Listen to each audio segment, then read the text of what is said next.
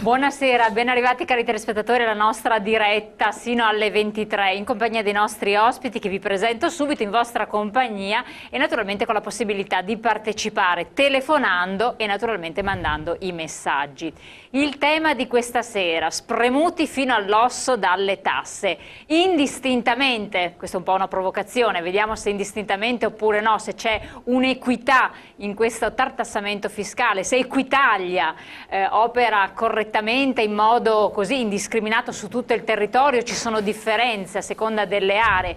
Per ora gli esempi sono abbastanza eclatanti e hanno così mosso gli animi. Senza dubbio le tasse bisogna pagarle, bisogna farlo assolutamente perché altrimenti chi lo fa costretto a farlo perché comunque è dipendente si trova ulteriormente vessato, però molti ribadiscono c'è modo e modo di pretendere queste erogazioni, anche perché naturalmente il fisco è molto esoso nel nostro paese e abbiamo raggiunto una percentuale che è immediatamente sottostante a quella di paesi del nord Europa dove però la percezione del reddito è estremamente elevata. Abbiamo il 46,7% di pressione tributaria e praticamente arriveremo alla libertà dal fisco soltanto dal 20 giugno, cioè dal 1° gennaio al 20 giugno noi quello che riceveremo sarà soltanto per pagare le tasse. È una tristissima realtà. Tra l'altro è insostenibile questa pesantezza soprattutto per le classi meno abbienti. Per l'operaio ci sono nuove modalità di calcolo che però lasciano dei dubbi ai fiscalisti e naturalmente anche qualche perplessità. Per condire il tutto teniamo conto di alcuni aspetti perché il costo della vita è aumentato notevolmente. Negli ultimi 10 anni il potere di acquisto è sceso del 40%, il mese scorso il costo del carrello della spesa è cresciuto di oltre 4 punti in percentuale, la benzina ha sfondato il tetto del 1.700, stiamo arrivando a 1.800 e quasi 1,09 €, e la verde è aumentata del 17% nell'ultimo anno, il gasolio del 25%, il gas del 50% lo paghiamo in più rispetto agli altri paesi d'Europa, finché ci arriva, speriamo che possa durare anche a lungo, e negli ultimi 4 anni la bolletta dell'acqua è salita di oltre 25%, tariffe rifiuti urbani dal 2002 sono rincarate del 60% e assicurare l'auto costa 4 volte in più di quanto sia salita l'inflazione. Insomma, non vi faccio l'elenco di tantissimi altri dati che ho estrapolato perché vengono letteralmente i brividi. Per parlare di questo e di alcune analisi, perché ho fatto anche alcune analisi interessanti, dove da una parte si dice che il Veneto, il nord-est, Friuli Venezia Giulia sia tra le regioni dove si evade di più. Secondo altri dati invece elaborati da Unioncamere sembra che sia una delle regioni dove invece si evade di meno, quindi ci sono diversi punti di vista, siccome da dove si prendono e da dove vengono fatti anche i controlli, abbiamo i nostri ospiti, ve li presento subito. Ben arrivato Massimo Giorgetti, qui alla mia destra, consigliere comunale PDL a Padova. Buonasera. Antonino Pipitone, consigliere regionale Italia dei Valori, grazie anche lei di essere qui con noi. Ben arrivato Roberto Marcato, vicepresidente della provincia di Padova della Lega, e Diego Bottacin, capogruppo, consigliere regionale Verso Nord. Buonasera. Ben arrivati, grazie in modo particolare, sappiamo dalla fatica anche di Roberto Marcato che ha potuto fare le corse oggi, ha fatto una levataccia perché era a Milano a Canale 5 stamattina presto e quindi apprezziamo moltissimo lo sforzo. Grazie. Allora, no, aspettate un attimo perché abbiamo un collegamento importantissimo che non mi sfugge, voglio presentarvelo subito. Ben arrivato anche da Pordenone, collegato con noi, sempre presente durante la trasmissione Finché Resiste, Gianni Sartor, Movimento Autonomista Friulano. Grazie anche lei di essere qui con noi. Buonasera. Non è qui in studio ma è tutti. collegato e ci segue e interverrà anche. Allora, Veneto, Friuli Venezia Giulia, insomma il nord-est produttivo. Io direi di incominciare per entrare nel tema della trasmissione a vedere questo contributo che ci fa riflettere su alcuni aspetti. Nel 2011 il fisco ha recuperato 11 miliardi 600 milioni di euro di evasione ed entro giugno sarà operativo il nuovo redditometro che passerà al setaccio il tenore di vita di 22 milioni di famiglie, mettendolo a confronto con le dichiarazioni dei redditi. Finora è emersa una furbizia individuale di corta veduta, ha sottolineato il direttore dell'Agenzia delle Entrate Befera, intervenendo alla Camera, ma ora si pone un'esigenza di equità fiscale. A febbraio terminerà la sperimentazione, poi i controlli incrociati si estenderanno a 50 milioni di persone. Oltre 100 le voci di spesa esaminate, suddivise in 7 categorie: abitazione, mezzi di trasporto, assicurazioni e contributi, istruzione, attività sportive, ricreative, cura della persona, investimenti immobiliari e mobiliari come titoli e azioni, infine le spese significative come gioielli, opere d'arte e donazioni. Sotto osservazione i movimenti bancari in entrata e in uscita dei conti correnti e i loro saldi. Maggiore controllo anche sulle dichiarazioni dei redditi. Nel confronto con i redditi dichiarati entrano tra l'altro l'asilo nido, il mutuo, le spese per gli elettrodomestici. Novità anche per i cosiddetti grandi contribuenti. Saranno affiancate da un dipendente del fisco oltre 3.000 tra aziende e società con ricavi superiori ai 100 milioni di euro. Quando il fisco fa la faccia severa, l'evasore scappa all'estero. Accade in Italia e anche nella Grecia dai conti a pezzi, ma lo Stato lo insegue con tutti i mezzi. Gabriele Flamma. C'è il fronte interno dei controlli sull'emissione di scontrini e fatture e poi c'è quello internazionale contro l'esportazione di capitali all'estero per non pagare le tasse. Durante lo scorso anno sono stati portati illegalmente fuori dall'Italia 11 miliardi di euro tramite frodi finanziarie e società fittizie, ma anche alla vecchia maniera, con valigie piene di denaro passate di nascosto in dogane ed aeroporti. La Guardia di Finanza in questo caso sta rafforzando il dispositivo anche grazie a unità cinofili che sono state addestrate in modo specifico proprio per fronteggiare anche questa emergenza. Quindi cani che invece della droga fiutano il denaro. L'unità cinofila ha dato un riscontro estremamente positivo. La fuga dei capitali coinvolge i paesi europei più colpiti dalla crisi, non solo l'Italia ma anche Spagna e Portogallo e soprattutto Grecia, dove la stima sulla ricchezza portata fuori dai confini nazionali raggiunge cifre da capogiro, 200 miliardi di euro dall'inizio della crisi a oggi. Sarà un caso, ma in Svizzera alcune banche non hanno più cassette di sicurezza disponibili, stanno affittando quelle dei grandi alberghi. Eh sì, quindi fuga, Massimo Giorgetti, incominciamo un po' da lei. Fuga da Alcatraz, assolutamente, massima trasparenza, avremo un super cervellone, un Serpico, no? Così verrà chiamato, che da giugno entra in azione, e poi i conti correnti trasparenti e quant'altro. Una situazione sì, allora, che stravolge. Io farei una premessa: più di essere preoccupato della fuga, che è sicuramente importante per evitare che qualcuno evada le tasse portando capitale all'estero illegalmente, io sarei più preoccupato ai soldi che non ci sono più neanche qua e da portare all'estero, quindi una situazione sicuramente difficile. Sull'inciso, guardate, io volevo aggiungere una piccola considerazione. Io sono contrario al redditometro, lo dico subito. E lo spesometro?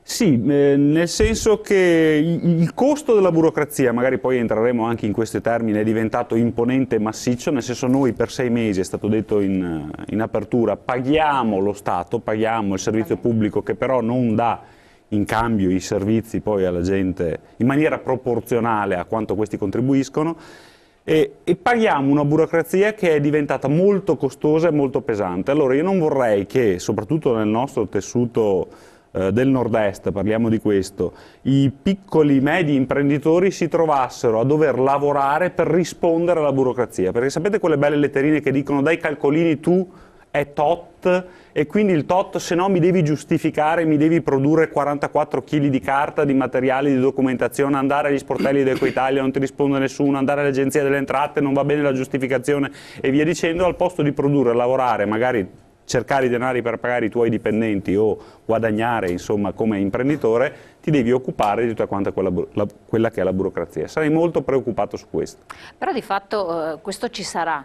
E dicevo, ho fatto la battuta, lo spesometro non è una battuta perché sarà operativo, quindi un controllo a tutti i livelli. Io sono favorevole comunque ai controlli, nel senso che se le leggi esistono, poi possiamo discutere della improporzionalità del nostro regime fiscale, della pesantezza del nostro sistema contributivo e via dicendo, i controlli ci devono essere, non devono essere però sporadici o troppo localizzati, devono essere proporzionali e equi, pure i controlli.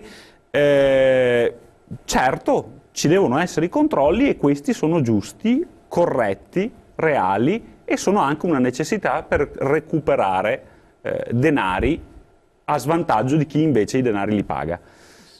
Certo che però non andrei a schedine di presupposti in maniera incontrollata, ripeto. Il nostro sistema burocratico è molto pesante, costoso e non agevola. E non verrà alleggerito. Pipitone. Guardate che uno dei grandi problemi della situazione economica, cioè delle cause della situazione economica italiana, è proprio l'evasione fiscale. È inutile che ci giriamo attorno. Poi c'è chi dice che c'è l'evasione per bisogno, i piccoli imprenditori, i piccoli artigiani, il panificio quella che fa è concentrata al sud. Poi ti dicono che comunque chi può evade, non c'è niente da fare. Di certo una cosa possiamo dire: oggi c'è una coscienza maggiore verso il fatto che chi evade le tasse nei fatti determina una situazione di omissione di soccorso nei confronti del proprio paese. Cosa significa?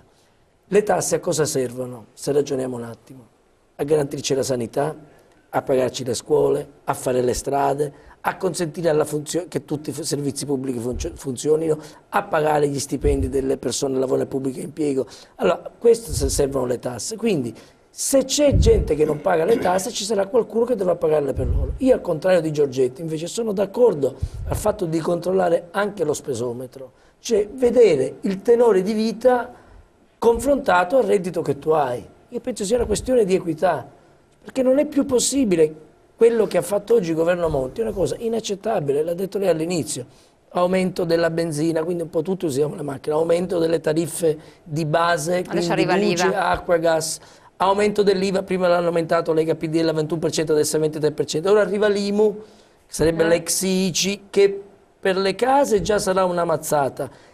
Per le piccole imprese, per chi ha capannoni, per chi ha terreni agricoli, sarà una cosa devastante. Quindi è evidente che non si può far pagare solo chi ha sempre pagato. Pensionati e soggetti a reddito fisso, che pagano l'83% delle tasse in Italia. Solo il 17% è pagato dalle imprese e dagli autonomi. Allora è evidente che c'è un problema reale, ed è un problema di civiltà in un paese democratico come deve essere l'Italia. Diceva lei, e chiudo, cosa sta succedendo in Svizzera adesso? Tutte le cassette sono state ormai riempite, le cassette nelle banche, vengono sistematicamente, ogni giorno i controlli bloccano gente con valigie piene di soldi alle frontiere. Siamo tornati come ai vecchi tempi, si scappa per non pagare le tasse. Allora io penso che oggi chi non paga le tasse commette un reato gravissimo nei confronti dell'Italia e di tutti i suoi fratelli italiani che invece onesti devono pagarle. Assolutamente. Cosa ne dice di questo controllo? Cioè, saremo controllatissimi. Io vorrei fare qualche riflessione e qualche precisazione. Che evadere le tasse sia un reato non c'è ombra di dubbio, che le tasse vadano pagate non c'è ombra di dubbio, e che uno Stato serio abbia il compito anche di combattere l'evasione fiscale non c'è ombra di dubbio. Io ho visto degli spot, quello sui parassiti, e mi chiedo, uno Stato che spende male i soldi dei cittadini, i soldi che non ha prodotto lui, che hanno prodotto i suoi cittadini, e li spende in questo modo, ha il diritto intanto di chiamare parassiti quelli che non pagano le tasse?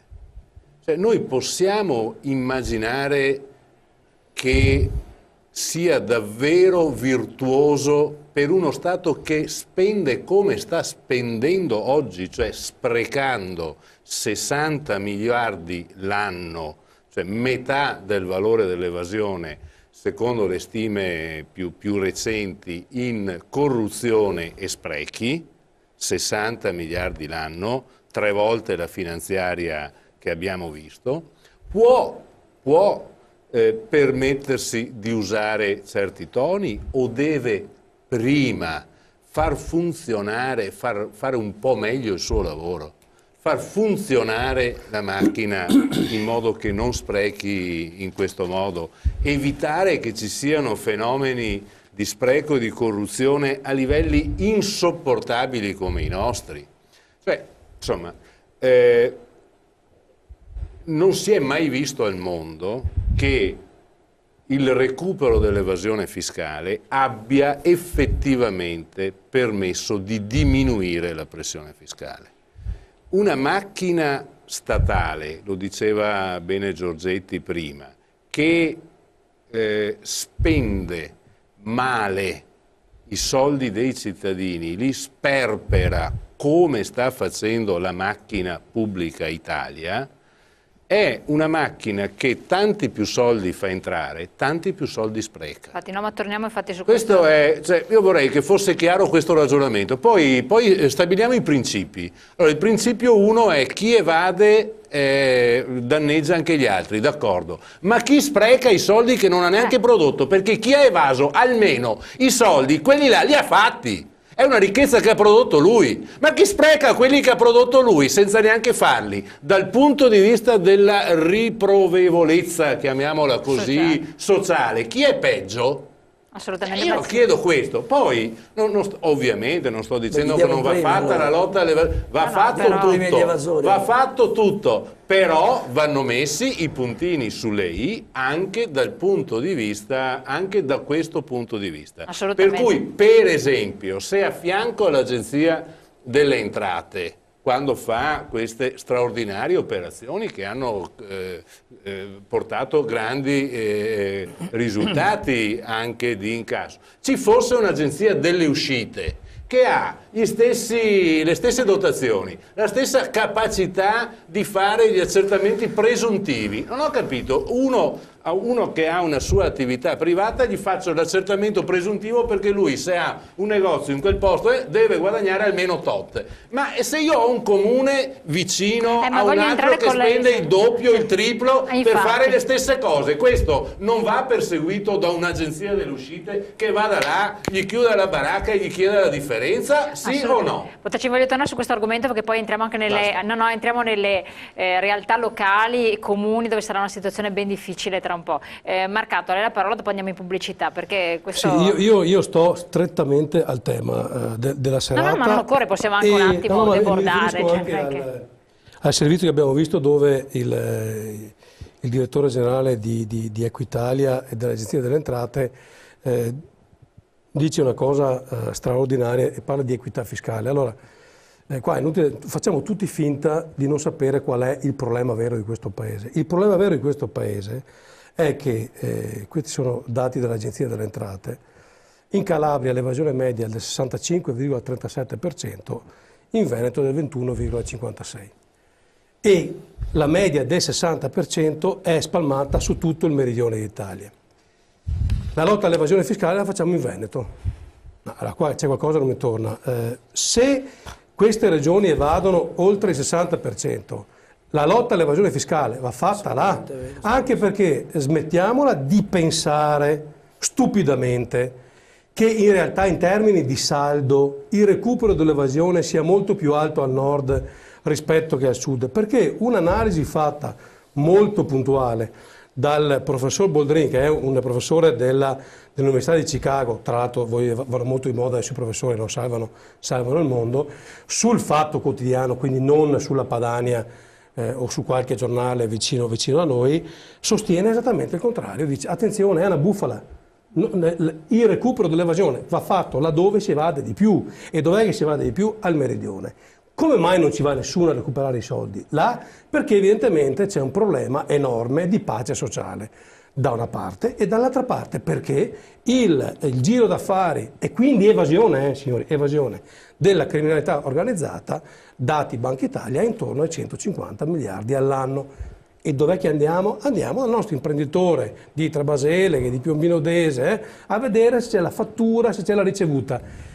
Questo è uno Stato che non esiste, Dopodiché, siamo in un paese stranissimo, perché se nemmeno laddove abbiamo il Presidente della Repubblica riusciamo ad impedire che un proprietario di un supermercato, dopo mesi che urla al mondo, mi stanno facendo chiudere, chi? La Camorra, ieri ha chiuso per Camorra ed è di Napoli, ma dove vogliamo andare? Nemmeno la città del capo dello Stato si salva da questo. Che paese è questo? Perché dovremmo essere ottimisti? Perché dovrei fidarmi di questo paese? Perché dovrei fidarmi di Equitalia? Perché dovrei fidarmi di Befera? Che si permette di fare le battutine e di fare il gradasso, di fare il fenomeno da baraccone, mentre qua gli imprenditori si ammazzano perché falliscono, perché lo Stato non paga loro le commesse, ma vuole da loro le fatture. Questo Stato si deve vergognare. E si deve vergognare anche Befera, che con 456 mila euro all'anno di stipendio lo inviterei a usare dei toni leggermente più attinenti alla situazione. Assolutamente. Dopo passo la parola anche al nostro interlocutore da Pordenone. Prima abbia pazienza un attimo, andiamo in pubblicità perché stiamo un po' sforando. Tanto prendiamo un po' il punto delle situazioni e delle diverse anche punti di vista che sono stati espressi. Sentiremo anche un'intervista che è stata fatta appunto a Befera. Tra poco.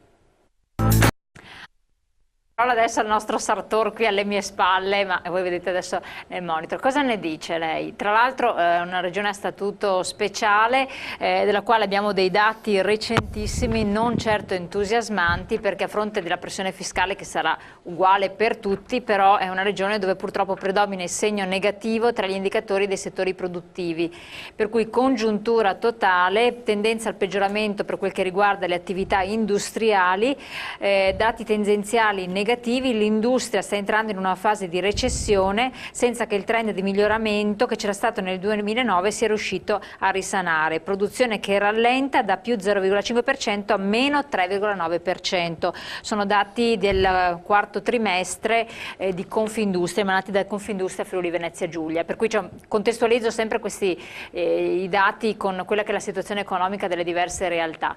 Cosa ne dice, Sartor?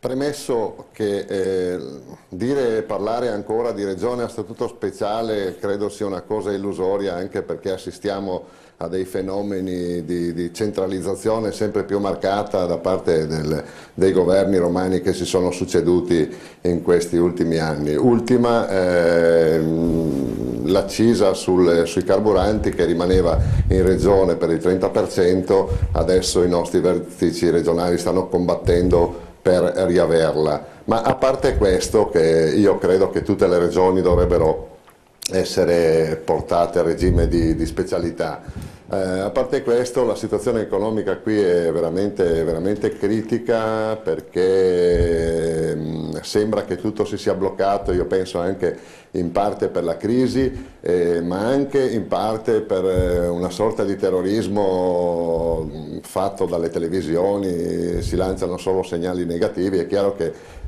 ce ne sono pochi di positivi, ma neanche marcare eccessivamente quelli negativi penso che ci possa portare fuori da una situazione del genere. Io giro parecchie aziende per il mio lavoro e le nostre aziende sono tutte piccole e medie aziende che soprattutto nel settore del mobile costituivano un po' il fiore all'occhiello della nostra provincia, in particolare di Pordenone.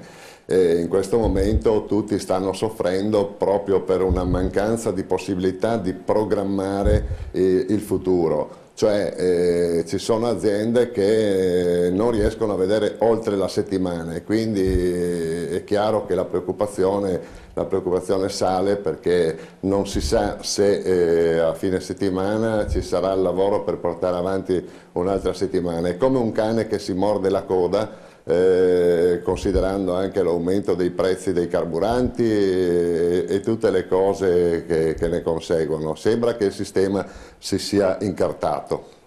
Grazie. Dopo andremo anche ad analizzare effettivamente se c'è una scissione tra diverse regioni e la differenza tra quelle a statuto speciale. Un attimo solo che abbiamo una telefonata in attesa. Pronto? Sì, pronto. Sì, buonasera, da dove chiama? Montegrotto. Sì, dica. Mi chiamo Gastone. Dunque, ho sentito le varie notizie che hanno dato i suoi ospiti. Indubbiamente la questione è molto delicata, però purtroppo sento che non fanno quasi mai riferimento ad un grosso inconveniente che abbiamo qui in Italia, e cioè tenete presente che parecchie imprese valide che hanno lavorato e costruito per conto dello Stato si sono trovate nelle condizioni di essere saldati dopo 400-500 giorni. Per cui, essendo le banche adesso chiuse a tutti gli effetti e non potendo trarre vantaggio da sovvenzioni che possono avere, sono addirittura fallite perché lo Stato non ha versato il denaro che doveva. Infatti l'abbiamo detto, è stato detto anche questo. Non ho terminato, volevo dire quindi è anche logico in un certo senso che le persone che lavorano e che sono oneste si devono difendere da questo inganno. Non si può vivere in uno Stato che ti truffa il denaro, questa è la parola esatta, ti truffa il denaro e non ti paga e ti manda fallito. Grazie. È una vergogna che è incommensurabile. Grazie signor Gastone del suo intervento. Marcato, cosa dice? L'avevo accennato prima e sono assolutamente d'accordo con il telespettatore. Noi abbiamo purtroppo dall'inizio della crisi sono uccisi 54 imprenditori anche di recente un artigiano tra l'altro. Nel nord-est, alcuni anche di Padova, 2 tra l'altro nell'arco di un mese. Questa è una situazione veramente devastante e molti di questi purtroppo hanno dovuto andare in fallimento perché lo Stato non paga le commesse e i lavori fatti per lo Stato o per gli enti locali.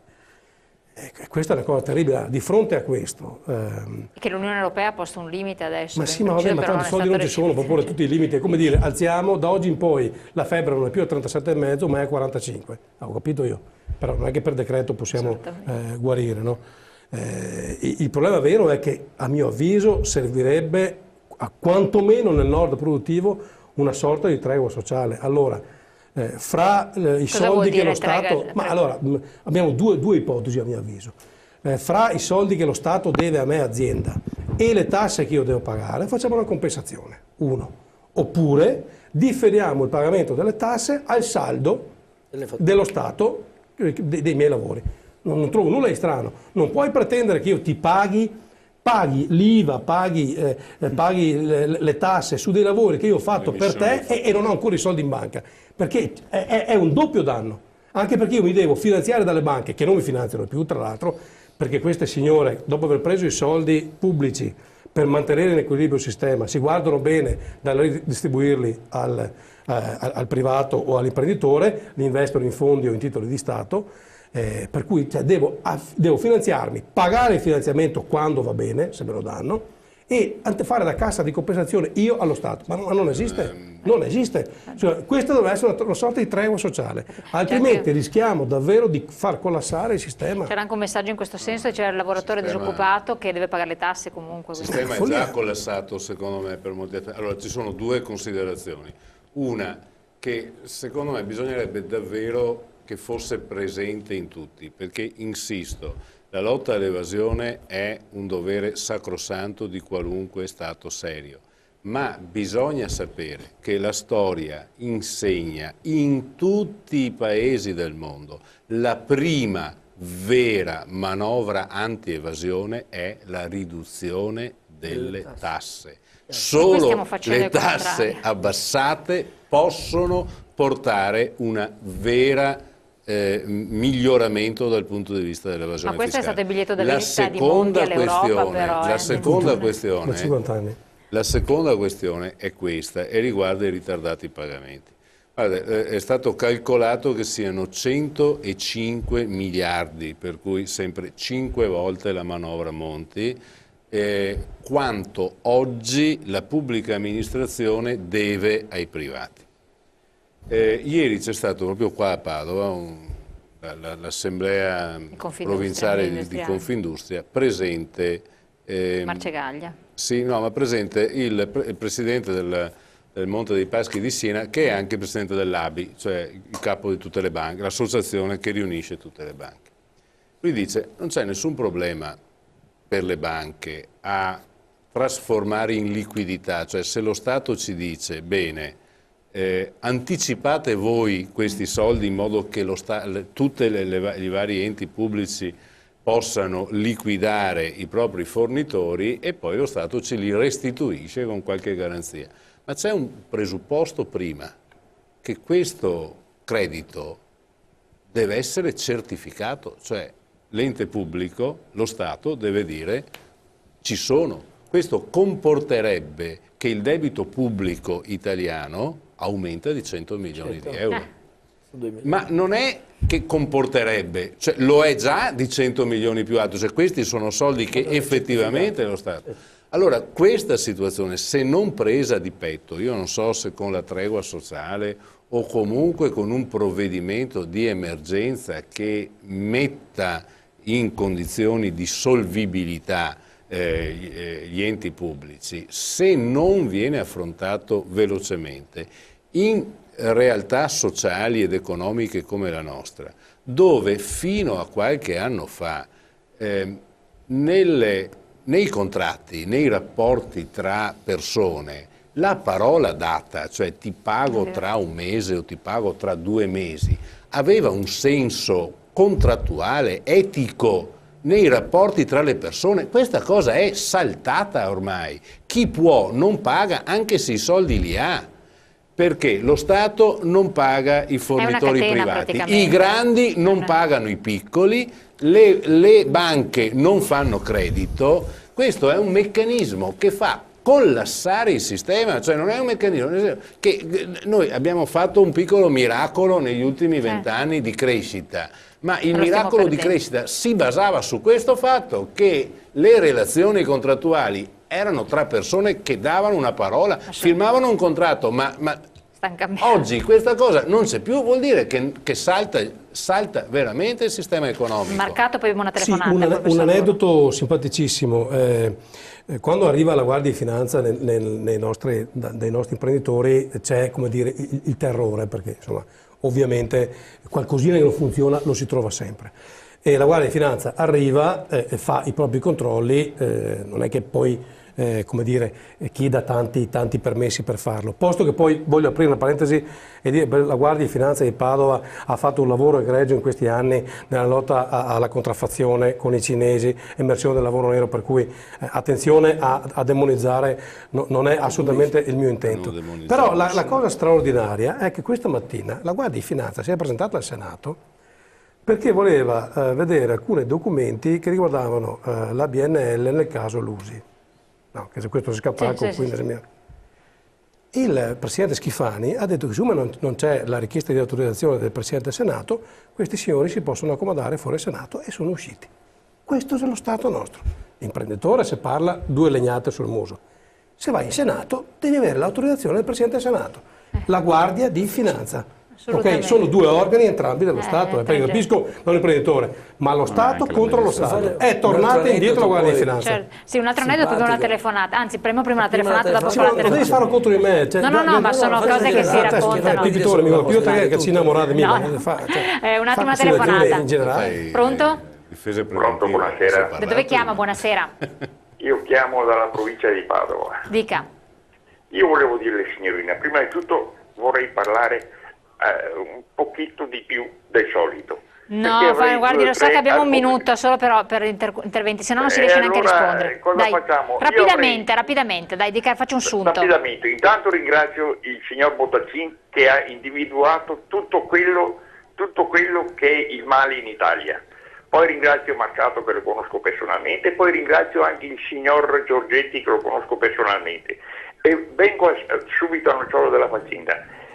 Qui il signor Bottacin si è dimenticato di una cosa.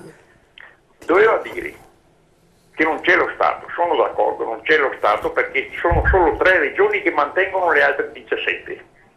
Il signor Bottacin dovrebbe approvare e considerare che il federalismo fiscale è quello che farà risorgere l'Italia. Qui chiudo. Per rifar risorgere l'Italia, il nostro governo, il signor Monti, dovrebbe fare questo, e questo glielo consiglio.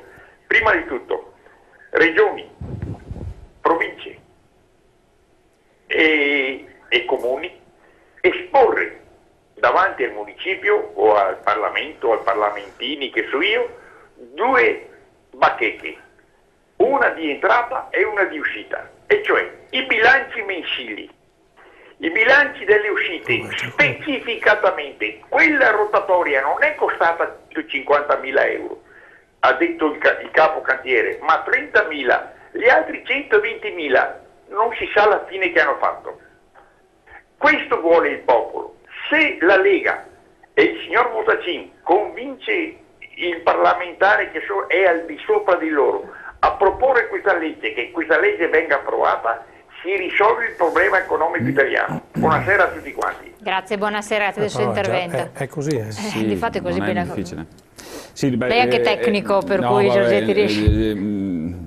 Non penso che con questo risolviamo i problemi del mondo e soprattutto dei nostri problemi, nel senso che l'accesso agli atti o le atti sono pubblici, semmai uno ha scritto gli atti in maniera sbagliata o se no... Ma anche i bilanci, effettivamente la spesa pubblica. Non è questo il problema, sì, magari servirebbe una partecipazione maggiore, una condivisione maggiore e un controllo più puntuale, poi c'è chi deve avere la voglia di andare a controllare tutto quanto.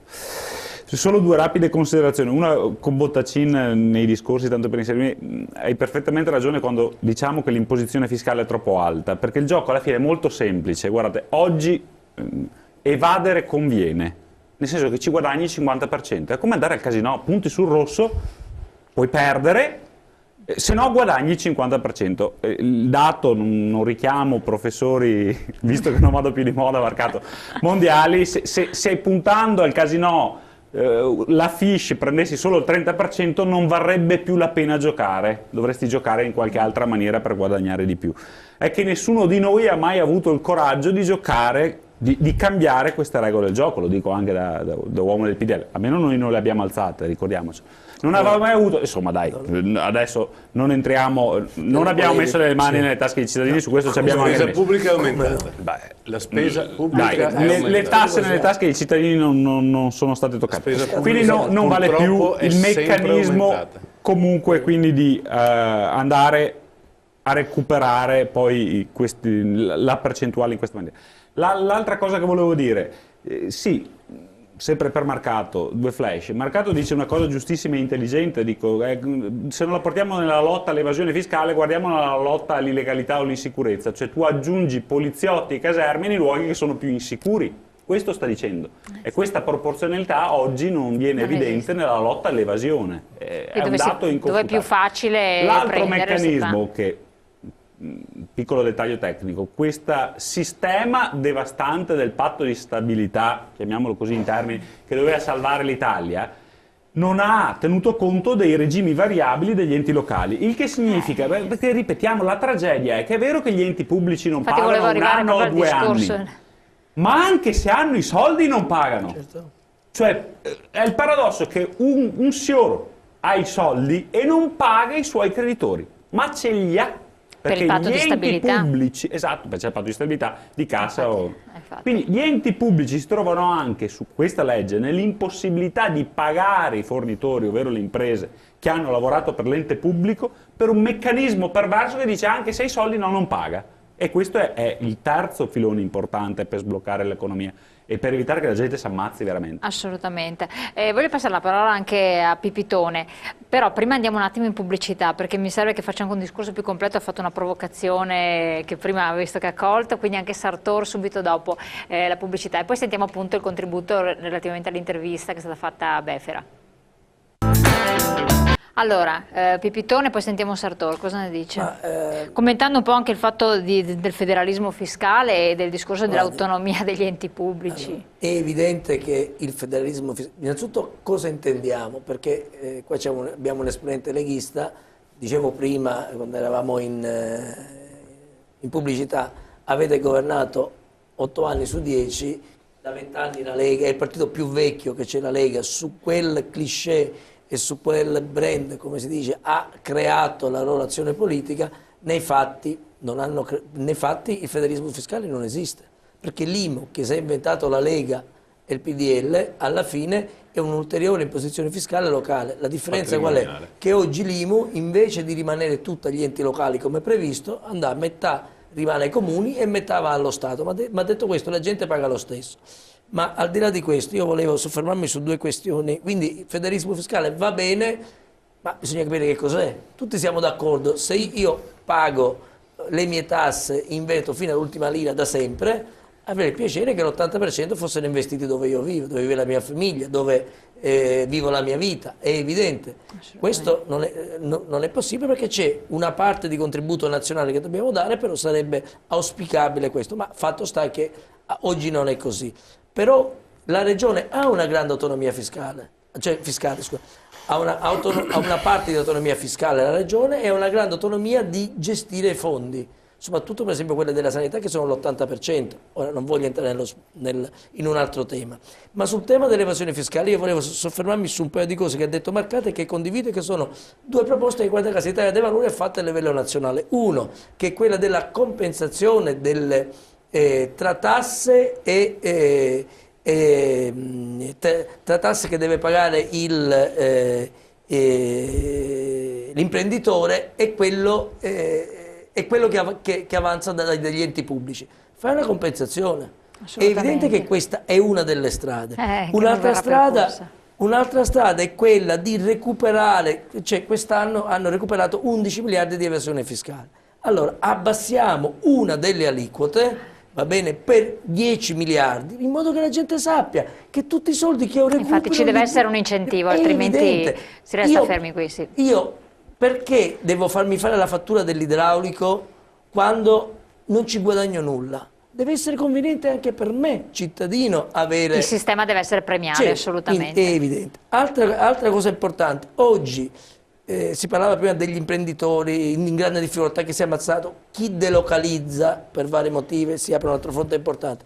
Oggi bisogna trovare, dobbiamo intervenire, deve intervenire il governo in maniera forte anche su quelle aziende che in difficoltà oggi stanno pagando botte di tasse per Equitalia, per l'Agenzia delle Entrate. Bisogna diluire i pagamenti, bloccare per un periodo, perché anche gli imprenditori onesti che vogliono pagare le tasse, che hanno anche sbagliato, comunque sono state colte in fragranza, quello che sono in questa difficoltà. Faccio un solo esempio. Ieri sera ero con un imprenditore, porterò la questione anche al Presidente Zaia, 35 dipendenti, qua in provincia di Padova, per un problema di marchio comunque ha avuto una multa di 3 milioni di euro, ha fatto un accordo con l'Agenzia delle Finanze, quello che era per pagare in 3 anni, ha pagato 1.100.000 euro nel primo anno, la banca quest'anno gli ha chiuso i fidi, eccetera, lui vuole pagare,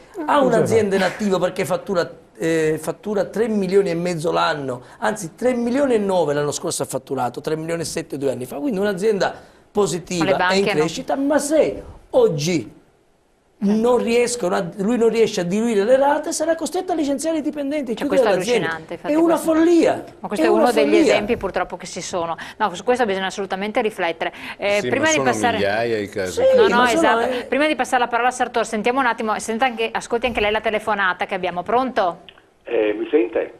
Sì, da dove chiama? Buonasera. Saluto tutti e in particolar modo il vicepresidente Marcato, di cui sono in debito di un caffè. Forse lui non so se si ricorda. Da dove chiama? Da Padova. Sì, prego, dica. Allora, volevo dire, io sto sentendo tutti questi discorsi e sono tutti discorsi veri, però penso che come io in questi giorni con mio figlio che vogliamo aprire un'attività e col mio commercialista che è un amico ci siamo messi a tavolino a fare i conti di quanto ci costa una SRL. E dovete fare anche voi questi conti per far capire alla gente o chi sta sopra. Una SRL non è che paghiamo il 30, il 40, è venuto fuori che su una SRL noi paghiamo quasi il 67-68% di tasse. 68,8 dice. Aspetti però, perché è questo che mi sta preoccupando, che non ci credo, ma abbiamo verificato. Non si scarica tutto. Un leasing, che noi vogliamo prendere un capannone, non si scarica tutto che si paga mensilmente con l'IVA alla banca. Si scarica cioè un terzo non si scarica, perché si scaricano i muri, il valore dei muri, ma non il valore del terreno, che è il più grosso. I telefonini che si usano esclusivamente per lavoro si scaricano al 50%. Sì. Una macchina aziendale che la uso anche di sera o la devo usare anche per lavoro o anche sabato per lavorare, si scarica dal 50 all'80%. Capisci? Tutte le multe non si scaricano. No, quelle no. Tante robe per lavorare, non dico il vestito, la camicia per carità, ma tante robe che si vanno a prendere non si scaricano. Allora noi non paghiamo il 70%. Un momento, c'è anche un discorso che dopo il primo anno le tasse sono anticipate. Capisci? Noi paghiamo anticipatamente ancora prima di prendere le tasse, cioè i soldi di fatturare. L'IVA, se noi andiamo a credito, per esempio, io adesso le faccio un esempio molto semplice. Io mi voglio mettere sul settore e lavorare per i cassaturnifici della Riviera del Brenta. Ecco, ho il problema che mi sono informato che tanti di questi sono esenti IVA. Per cui io acquisto con IVA e fatturo senza IVA. Per cui vanno a credito. Quando è che mi ridà lo Stato quei soldi? Certo, no, chiarissimo. Ed è un 21-22%, per cui le tasse, a me piacerebbe, ho già chiesto con una mail al mercato, di fare una tabellina, tanto perché la gente capisca cosa vuol dire evasore o non evasore, o con quante tasse si pagano, per essere chiari, capisce? Solamente per questo, e vedere, perché forse mi sono sbagliato io con il mio commercialista e mio figlio, e sono 15 giorni che andiamo avanti a conti. Facendo di no marcato, quindi forse non si è sbagliato. Purtroppo no. Capisci? Io dico, fate proprio una tabellina con la lavagna, con un commercialista di un'impresa media piccola, non parlo, e vedete cosa viene fuori pagando tutto, Una tragedia. Grazie del suo intervento. Sartor, cosa ne dice in queste situazioni che si stanno appalesando? Quindi non c'è nessuna convenienza a continuare a intraprendere un'attività, è bruttissimo questo. Premesso che appunto la pressione fiscale è vicina al 50%, ma secondo me anche superiore, per certi casi sì, dovrebbe permetterci in termini di servizi di essere serviti col cappuccino e con la brioche a letto, invece questo non è così. Evidentemente c'è una larga fascia di sommerso e di evasione che non voglio stare qui a discutere se sia a nord o a sud, comunque colpisce tutti. Dall'altra parte diciamo che c'è uno Stato che sta a munto la mucca fino ad ucciderla perché non gli sta dando più da mangiare.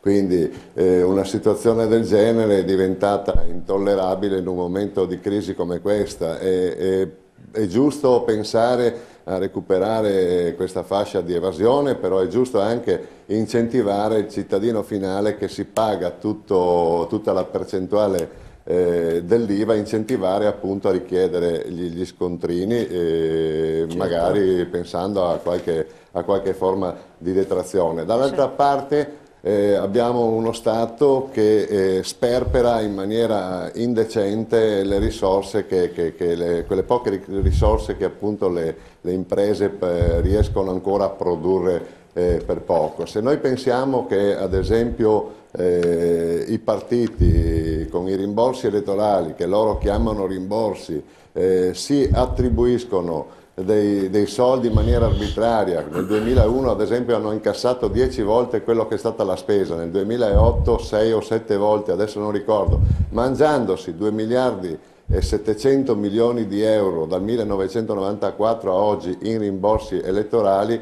È chiaro che questo contribuisce, questo atteggiamento, a far saltare anche tutte le regole, visto che comunque le regole non vengono rispettate a tutte le latitudini. È chiaro che anche il contribuente bastonato cerca di salvare la pelle in qualche maniera e magari di salvare la propria azienda, perché comunque l'azienda dà da lavorare ad altre persone. È tutto un giro che si alimenta male, è uno Stato che è come un mostro che divora risorse senza rendere appunto i servizi che ci meriteremmo. Assolutamente, grazie del suo intervento. C'è una telefonata, pronto?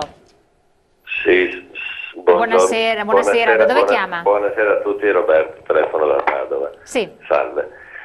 Senta, io seguivo qualche giorno fa sulla 7 il Baldassarre, professor Baldassarre, professore universitario, il quale diceva giustamente quello che dite voi, che la pressione fiscale blocca la concorrenza, cioè la gente scappa dall'Italia, bene. Ma Baldassarre, tra la pensione di professore e tra che fa il politico, piglia sui 50.000 euro al mese. Poi gli amici suoi, tipo anche il nuovo ministro Paolillo, 40.000 di pensione al mese. Il capo della polizia Antonio Tomassini mi sembra che prenda vicino al 1 milione all'anno, 1 milione di euro. Moretti delle ferrovie dello Stato, che voglio dire, le ferrovie in Italia, non solo il Giappone, che hanno dai 3 ai 6 secondi di media di ritardo, sono un disastro, cioè, perché se uno è bravo magari, perché la favola era dei manager tanto sono bravi, tanto guadagnano loro e gli operai guadagneranno di più, ma questa è una barzelletta, cioè il popolo così, la barzelletta che è sovrano è una comica, perché evidentemente l'informazione e quella che è il modo di votare è una truffa, perché se il popolo è sovrano e si è conciato in queste condizioni con una pletora di personaggi che ormai sono una cricca veramente tra politici, imprenditori, amici dei politici che si salvano sono proprio delle mele rare, perché io credo che ci sono delle persone per bene tra i politici, ma sono rari, perché la massa, cioè se ci hanno spiegato che queste pensioni d'oro, che questi stipendi a questi burocrati boiardi di Stato non hanno nessuna correlazione con la loro capacità imprenditoriale, perché ci sono questi burocrati dello Stato, se ne vanno dallo Stato, nel privato non li vuole nessuno neanche regalati, ma se lei vada da qualsiasi industriale vero, il burocrate dello Stato non lo vuole neanche gratis, neanche a scopare il capannone, perché questa è la realtà. Certo, grazie. Scusatemi se magari ho detto delle fesserie, io penso così, poi non lo so, a voi il giudizio, buonasera. Grazie, buonasera. Sacrosante realtà. Io direi di vedere insieme un attimo il contributo che è relativo anche all'intervento di Equitalia e quindi di Befera, vediamo un attimo insieme. Questo può fare il sangue alla testa. L'ostilità ha toccato l'apice lo scorso 9 dicembre quando un pacco bomba è esploso nelle mani del direttore generale. Questo stato di cose ha provocato ovviamente demotivazione e paura tra i dipendenti del gruppo Equitalia, con evidenti e prevedibili riflessi sull'attività. L'allarme di Attilio Befera, oggi in audizione alla Camera, è sostenuto da un dato preciso. Le intimidazioni ai danni degli uffici del fisco si moltiplicano. Nel 2011 l'Agenzia delle Entrate ha ricevuto 180 lettere minatorie e in questo primo mese dell'anno sono ben 70. Per non parlare delle minacce ai dipendenti di Equitalia, all'agente di riscossione, delle bombe carta e dei manichini impiccati fatti ritrovare davanti le sedi, soprattutto al nord. La crisi insomma si fa sentire anche sul versante dell'evasione. Il problema, a detta del direttore dell'Agenzia delle Entrate, è che al crescere delle difficoltà del Paese si è tentato di assegnare ad Equitalia un ruolo improprio di ammortizzatore sociale, del tipo c'è la crisi e mi si devono abbonare le tasse. Ma non funziona così, dice Befera, perché se no faremo un'ingiustizia a chi, pur colpito dalla recessione, paga le tasse regolarmente. Dunque, difesa a spada tratta di Equitalia. E mentre la tensione continua a salire, i risultati del 2011 motivano gli uomini del fisco a lavorare con sempre maggiore impegno per contribuire a quell'equità fortemente ricercata dal governo Monti. Le cifre parlano chiaro. Nel 2011 lo Stato ha incassato 11 miliardi e mezzo dalla lotta all'evasione, tra imposte dirette, IVA, IRAP e imposta di registro. 1 milione i controlli formali sulle dichiarazioni dei redditi, oltre 700.000 accertamenti sulle imposte dirette, 300.000 dei quali automatizzati, altre 300.000 verifiche sulle agevolazioni in materia di registro. Quanto ai blitz di Portofino, Cortina, Roma e Milano, Befera chiarisce di non voler spettacolarizzare le verifiche, anche perché, spiega, di questi interventi ne facciamo una decina all'anno. E poi andiamo sempre mirati, laddove sappiamo che c'è evasione. Infine l'annuncio, al via da giugno il nuovo redditometro, che metterà a confronto 100 voci di spesa con i redditi dichiarati dai cittadini. Furbetti attenti dunque, chi spenderà di più di quanto guadagna dovrà renderne conto al fisco. Allora, cosa dice Giorgetti? Dopo sentiamo anche Marcato, che lo vedo che sta fumando, trasalendo. Sì, sulla battuta di andiamo a controllare interventi mirati dove si evade, lasciamo che poi Marcato si scateni. Si scateni. Su cosa, scusa? Sulla battuta di Befera che diceva andiamo a fare interventi mirati laddove sappiamo che si evade, lascia a te poi scatenarsi su questo. E quindi, allora, intanto una piccola considerazione per quanto riguarda gli attentati. Dobbiamo assolutamente condannare, perché si fanno nei confronti di dipendenti di un ente che fanno il loro lavoro, e quindi guai ad avallare.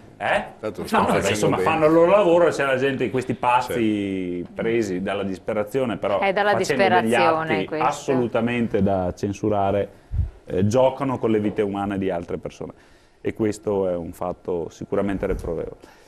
E ritorniamo sul fatto che l'imposizione fiscale appunto è insopportabile, e questo crea queste situazioni disastrose. La lotta all'evasione va fatta, il recupero, ritorniamo nel nostro discorso, dei soldi.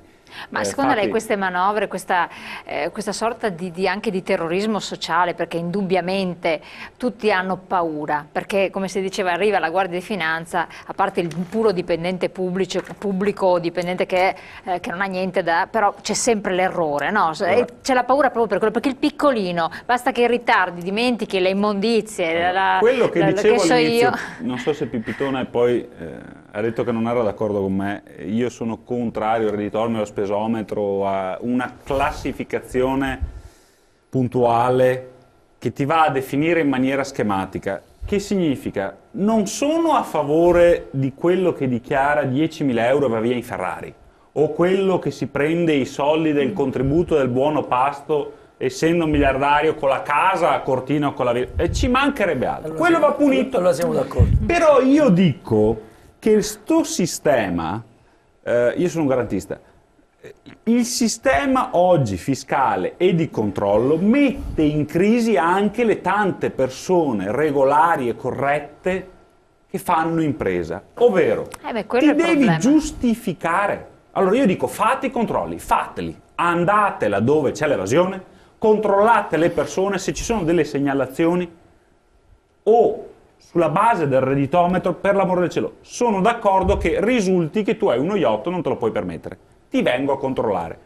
Io sono contro al meccanismo che fa, tu prendi la pasta, il pane, vai una settimana, mandi il figlio magari facendo sacrifici stratosferici a studiare inglese, anche se sei un povero camper, che ti levi il pane di bocca per dargli delle opportunità, perché qui non ci sono, quindi ti arriva una letterina e tu diventerai pazzo dovendo giustificare tutto. Controllate, per l'amor del cielo, ma sto dicendo non omologhiamoci tutti quanti, perché nel momento che mi arriva la letterina, quindi il presupposto è quindi sono colpevole e devo iniziare a giustificarmi su tutto. No, semmai vieni a verificare tutto, per l'amore del cielo. Però senza dubbio maggior... Sì, prego, Bottacini. No, dico, se c'è il redditometro va bene. Se ci sono 13.000 persone che lavorano per l'Agenzia delle Entrate a caccia degli evasori, ma perché diavolo non può esserci uno sprecometro che vada a caccia dei pubblici dipendenti e dei pubblici amministratori che per fare la stessa cosa spendono una volta e mezza, una volta e 8, due volte, ci volte sarebbe, si e chiamerebbe mezza. Corte dei Conti, Ecco, bene, la Corte dei Conti, no, è qua che voglio arrivare. Bene, in teoria la Corte dei Conti ha eh? mezzi proporzionati a quelli dell'Agenzia delle Entrate? No.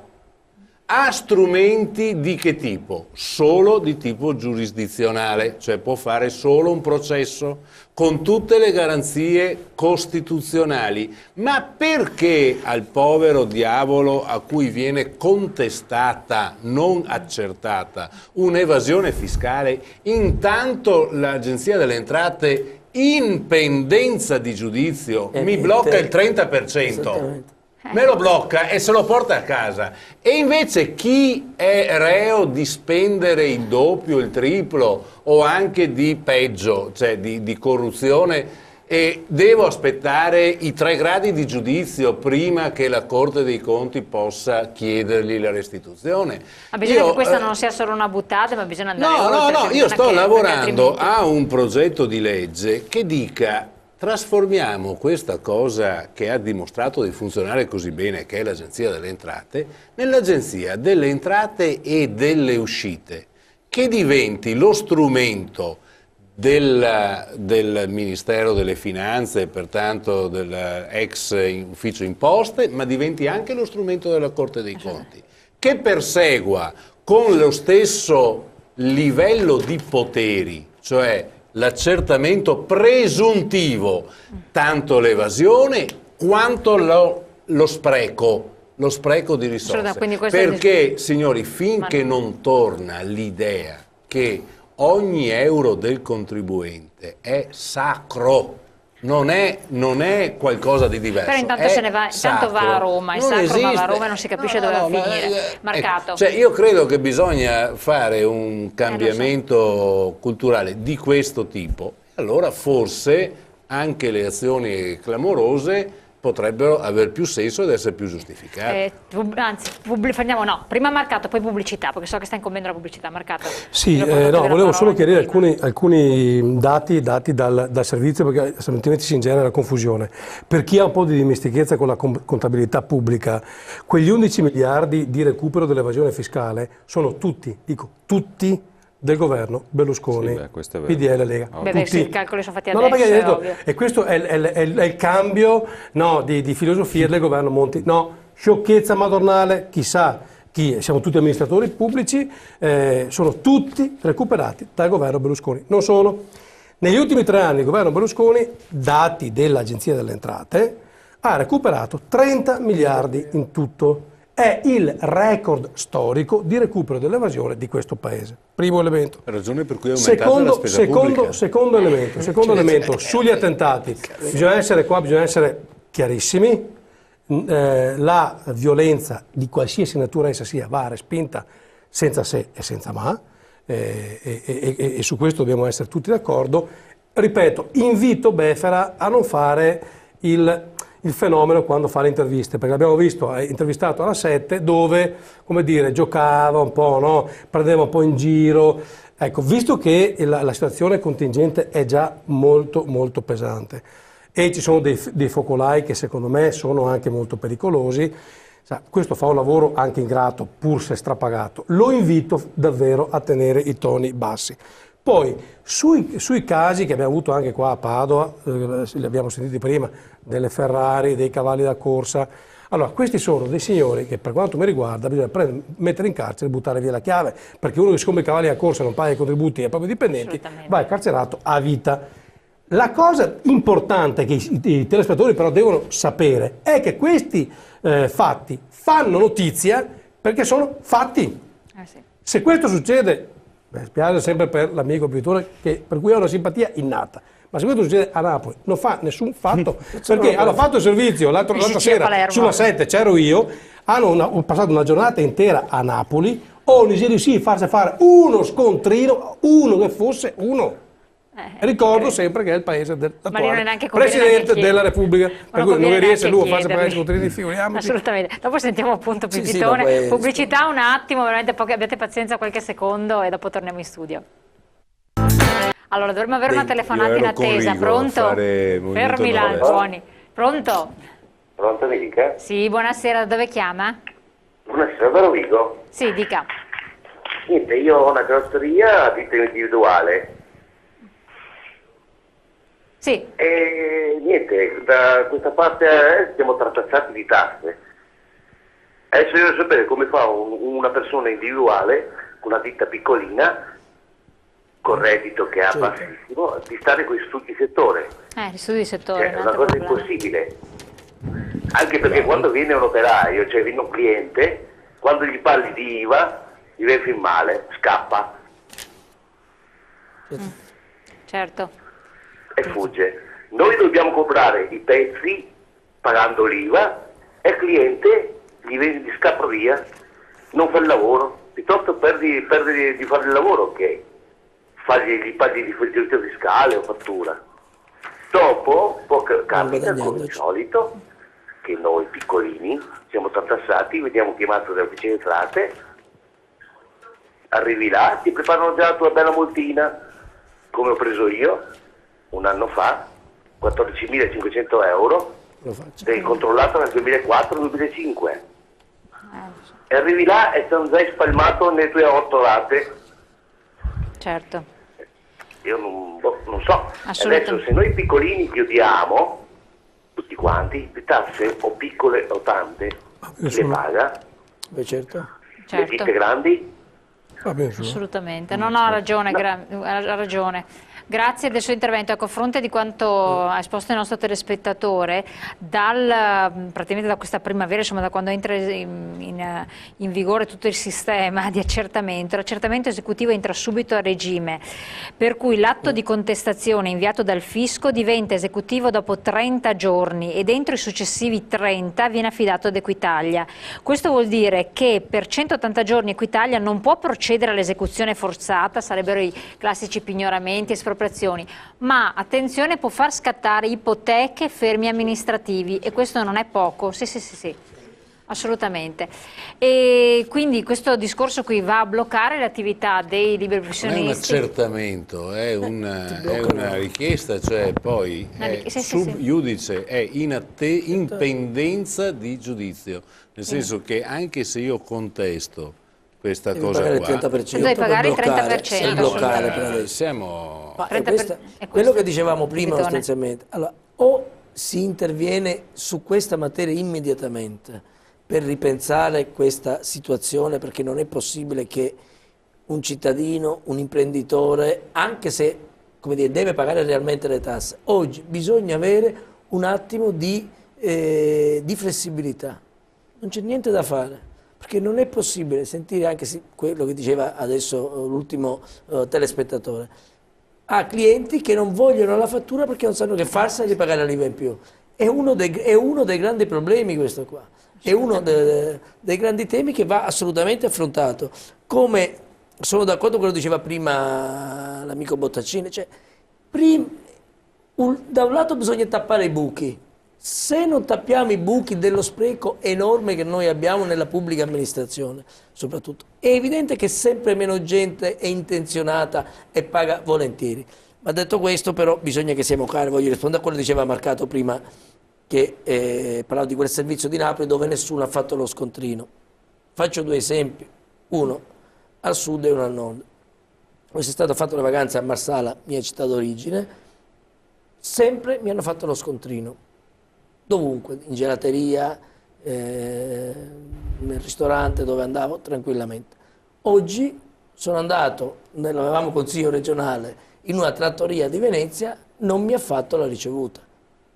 Ho dovuto chiederla. Come dato statistico mi pare un po' no, povero, però voglio dire, cioè, non è che la questione, è evidente che da tutte le parti, probabilmente in alcune parti, in alcune zone, no, ma ci sono dei dati controvertibili, dai, insomma, il 66% non è il 20%. In alcune zone è evidente, può darsi che ci sia una maggiore, però voglio dire, non è che si può fare una cosa qualunquistica dovunque. No, ma sono dati questi, dati del Ministero delle Finanze, dati di Equitalia, mio sono papà dati miei. Ha avuto per un periodo della nostra vita, quando io andavo al liceo, un negozio di metalli da costruzione a Marsala.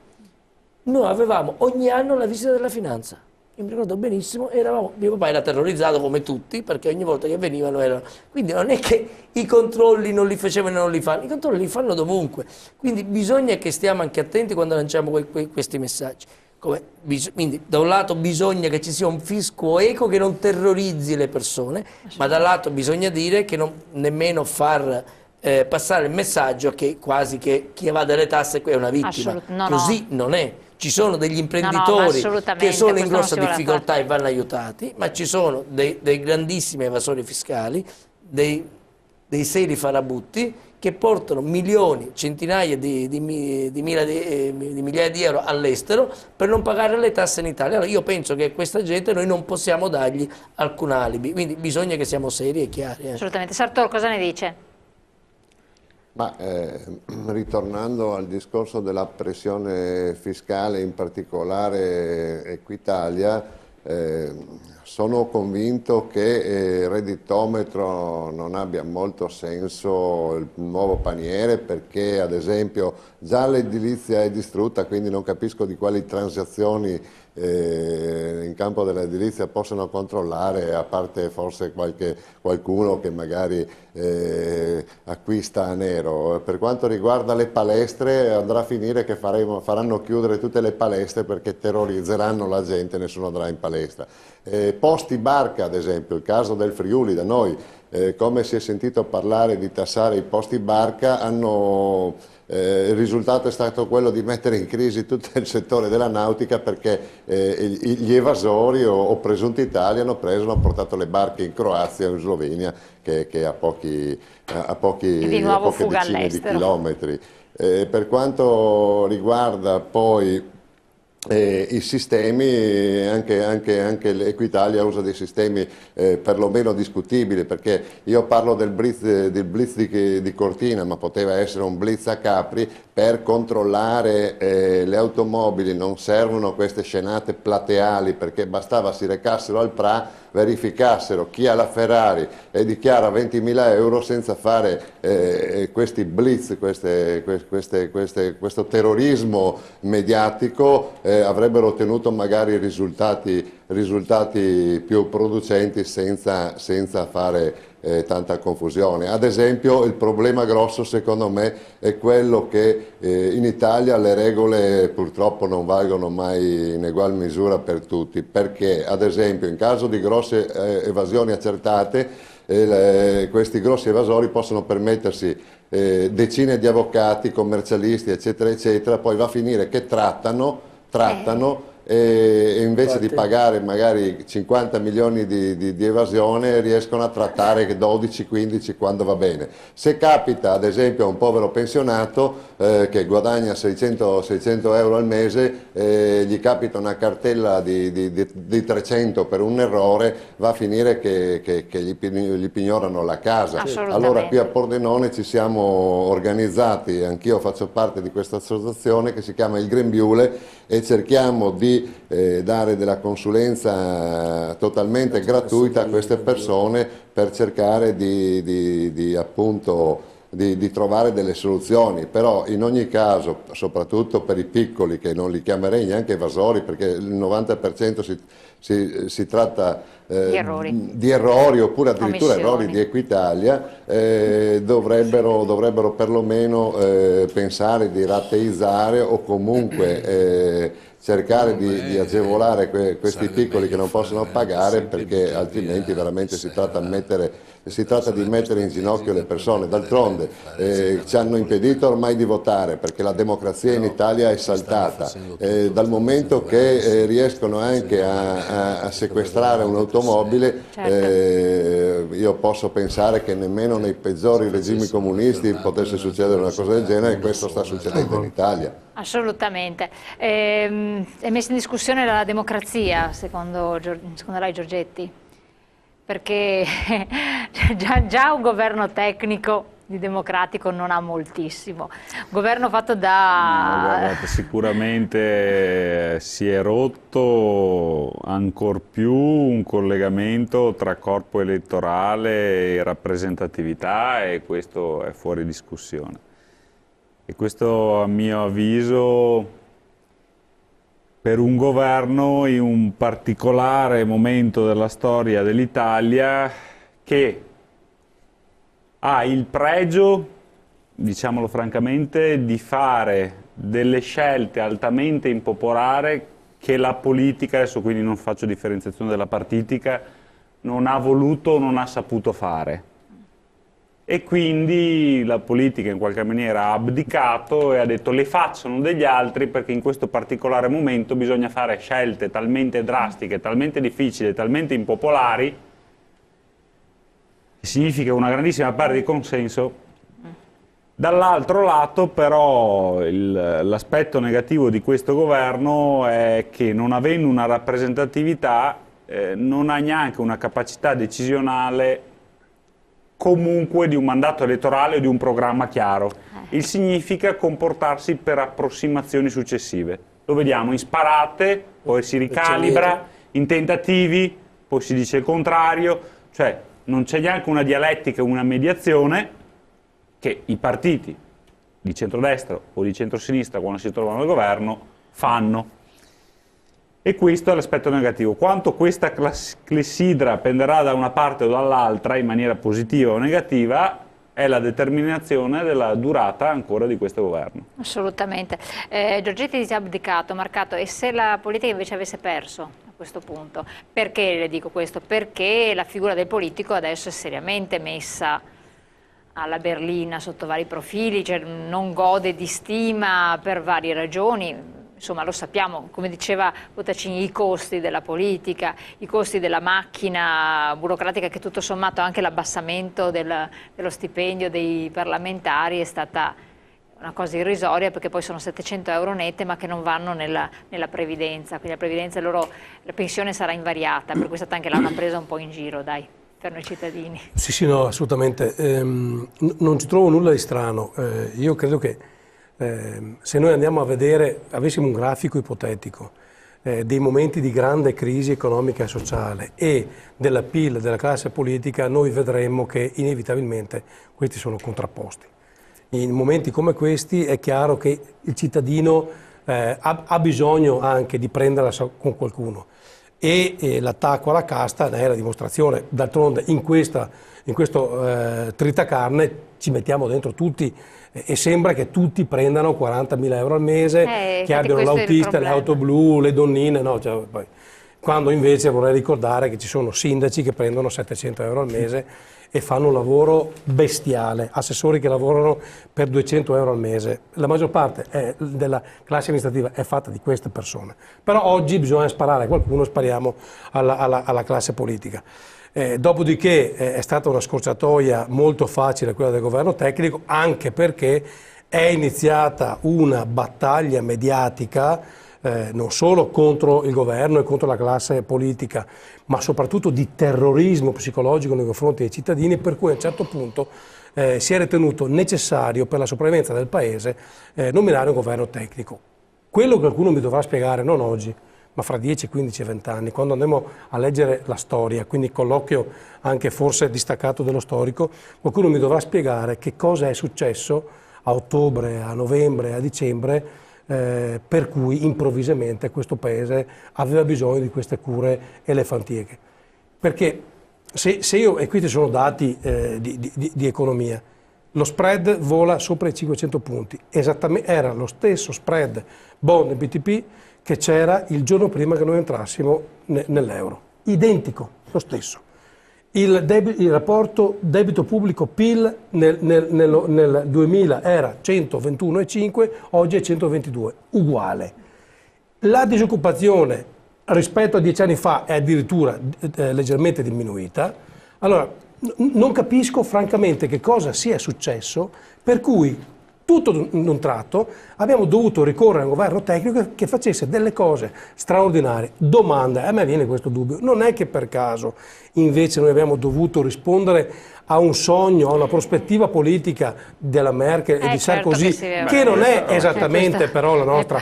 E domanda, siamo così sicuri che le cure da cavallo che stiamo subendo oggi siano davvero l'unica, non dico che sia sbagliato, ma l'unica via possibile per far uscire? Perché ci sono anche altre ricette e altri paesi ne sono usciti meglio di noi. Assolutamente. C'è una telefonata. Pronto?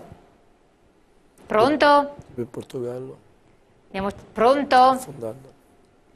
Chiediamo conferma della regia se abbiamo una telefonata in attesa. Aspettate un po' effettivamente. Pronto? Sì, eccola qua. Da dove chiama? Buonasera. Sono di Padova. Sì.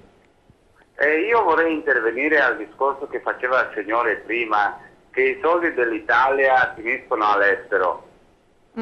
Sì.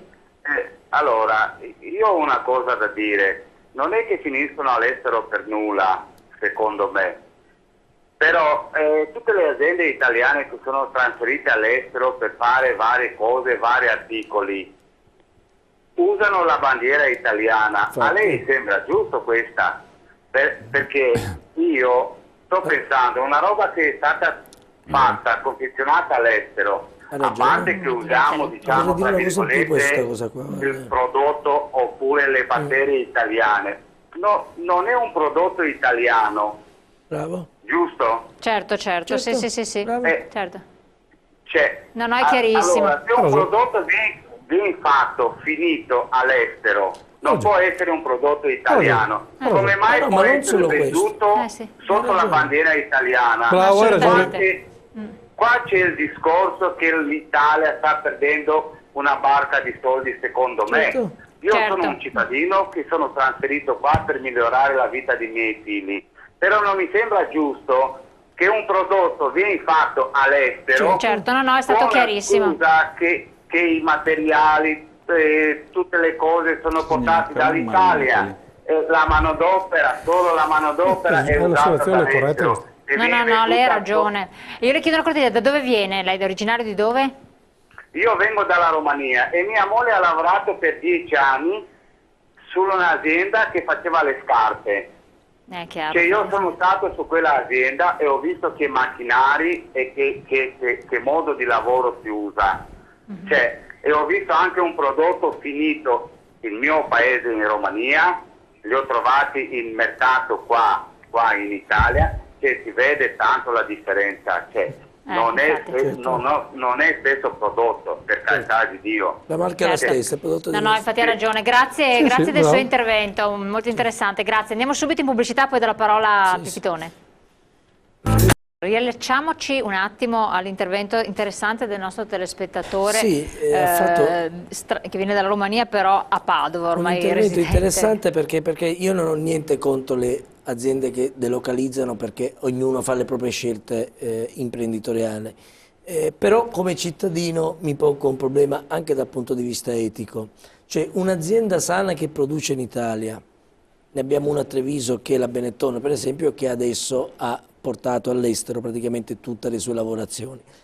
Un'azienda sana che produce in Italia e fa utili e che rincorre poi alla fine il massimo del profitto, perché poi va in posti dove ti costa molto meno la manodopera, eccetera.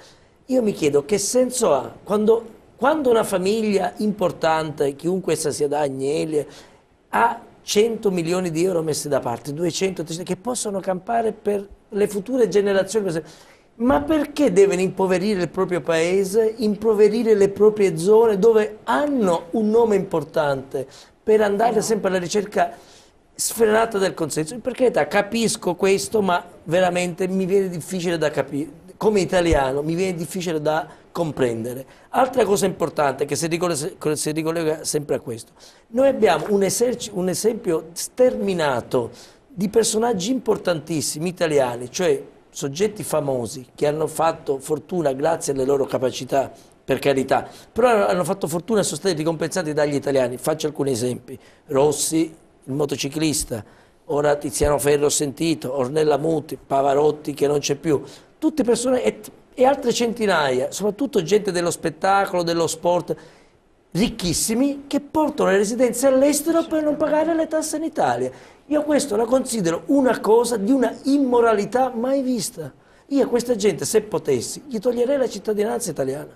Perché tu, che sei ricco, che fai fortuna, sicuramente grazie alla tua capacità, sei bravo a quello che è, però tradisci il tuo popolo per pagare meno tasse, per essere sempre più ricco, su soldi che non potrai mai spendere in tutta la tua vita, tra l'altro. Io veramente questo la trovo un'offesa, anche veramente è una mortificazione di tutti quegli imprenditori, non solo di tutti noi che le paghiamo le tasse, di quegli imprenditori poveretti che rimangono qua, che si confrontano ogni giorno con tutti i problemi e qualcuno si ammazza pure perché non ha più il coraggio e la forza di andare avanti, e poi noi siamo là a comprare questi prodotti che commercializzano questi qua, che sponsorizzano questi. Io veramente la trovo una cosa veramente immorale. Giorgetti, cosa uno dice? sfogo, scusa, sì, ma ma è corretto come discorso. Cosa dice? No, mi veniva da sorridere solo su una considerazione Pipitone che facevo, ma alla fine siamo anche tutti quanti un po' noi, delle volte superficiali, delle volte ipocriti, delle volte,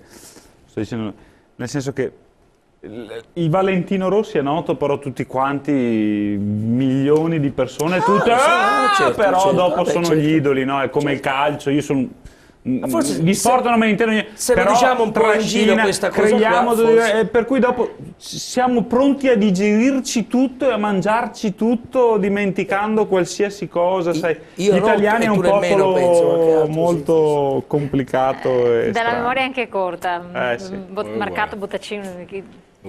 No, vabbè, su questo sono d'accordo stranamente, insomma, con l'amico Pipitone. No, ha perfettamente ragione, perché se è evasore e, come dice Befera, ladro chi non paga le tasse, chi non paga le tasse, cioè, questi fanno la stessa cosa.